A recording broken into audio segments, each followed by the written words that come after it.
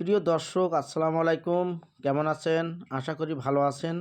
ভালো আছেন বলেই আপনি আপনার মূল্যবান সময় নষ্ট করে অনেক ধৈর্য ধরে আমার এই ভিডিওটি দেখছেন।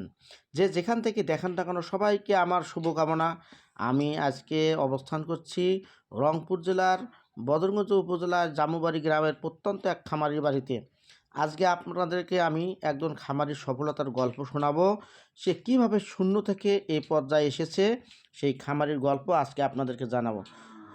তো দর্শকবৃন্দ, আপনারা দেখতে পাচ্ছেন সুন্দর একটি খামার। এই খামারটি উনি শুরু করেন মাত্র একটি গাভী দিয়ে। এখানে প্রায় 20 থেকে 25টি গাভী বর্তমানে অবস্থান করছে। গাভীগুলো প্রায় প্রতিদিন 120 থেকে 150 লিটার দুধ দেয়। এখানে বিভিন্ন জাতের গাভী আছে, ফ্রিজিয়ান, হলস্টাইন ফ্রিজিয়ান। গাভীগুলোর চেহারা খুব সুন্দর এবং ওনার পরিচর্যা পদ্ধতি খুবই ভালো। তো উনি প্রায় প্রতি সপ্তাহে খরচ বাদে 10 থেকে 15,000 টাকা লাভ করেন। তো আসুন আমরা এমন একটি সুন্দর খামার তৈরি করে নিজে উদ্যোক্তা হই এবং সকলকে উদ্যোক্তা তৈরি করতে সহায়তা করি। তো দর্শকবিন্দু, আজকে এ পর্যন্তই। আবার একটু ভিডিও নিয়ে আপনাদের মাঝে আসবো। ধন্যবাদ।